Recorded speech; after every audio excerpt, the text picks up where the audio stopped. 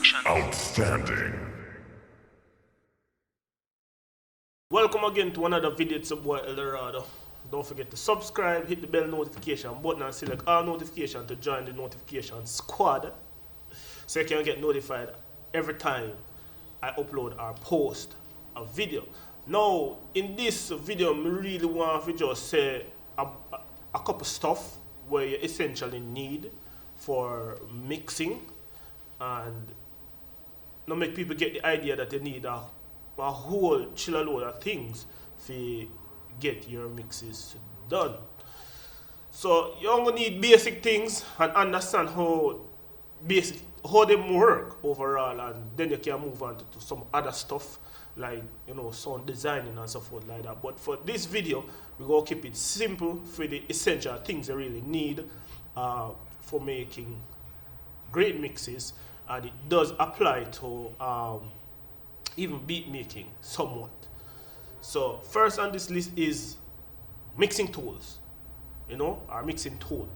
Now for me, you can have like a desk or some old time stuff. It still does work, but for me, a DAW. You can't say you want to mix and do not have a DAW to mix or to master in per se, but we are focusing on mixing today. For now, you need a DAW and understanding the DAW right through. Now, I personally mix in Pro Tools. I've known other engineers that mix on Logic, Studio One, Cubase, and FL Studio. I hardly know people who really mix in Reasons. And I know people who mix in Ableton also and build beats in Ableton, but they really need a mixing tool like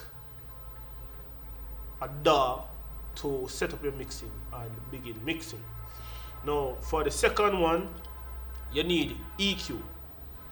First thing you really need EQ. EQing, you can sculpt out unwanted frequencies and give the mixes spaces. So you're definitely going to need an EQ for that sort of job. Now, the next thing you need is compression, compressors. You need the compressors to tame the high peaks of the track or the sound that you're working with, and it also brings up the lower level of that particular sound. So that's why they are called dynamic processors. So you really need a compressor to get it. It is an essential tool to get your mixes done. Now the next one you really need is reverb. Yes, you need reverb, some sort of reverb. I know DAWs really come with compression, reverb, and delays, but you need reverb to add back ambience to the sound. Now, recording vocals, recording it dry, it can give it a natural sound per se, but adding back reverb to it can give it somewhat of a natural sound, because truth be told, we hear reverberated sound, if I'm saying it correctly, every day. Even when someone is in front of us talking, we hear it. So hearing vocals without reverb, it can seem or tend to sound a little bit unnatural. That's why reverbs are being added back to the songs that we are mixed. Now, the next thing we really need is delay. Yes, I said it, we need delays. Delay sound, it add back ambience to it, in which it give the mix a little bit more depth when talking about, when using delay.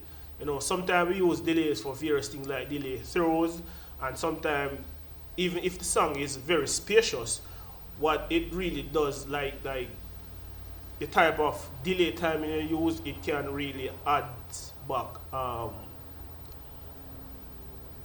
later delay that it give the songs a little bit more creative sounding, especially like on pianos. I like to use delays on my pianos because for some reason it make it sound a little bit more bigger, you know. So I like to use delays on some of my pianos. Some piano sounds already come in the software with delays and reverbs and EQ and stuff like that.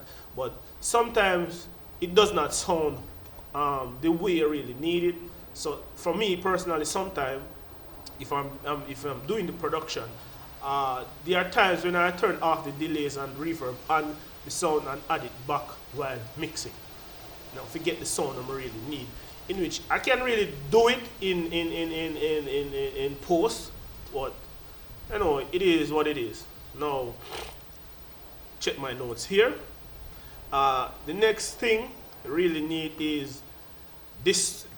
Next thing we really need is distortion. Now, distortion changes the shape of one sound and give it new harmonic content. In which a lot of times you will see I or other beat makers use RC20. I use it sometimes on my reverb. Sometimes I even slap it on my delay. Sometimes I put it directly on the sound. Now there are other times when I use that particular plugin if the artist tends to need a vintage vibe for that particular sound.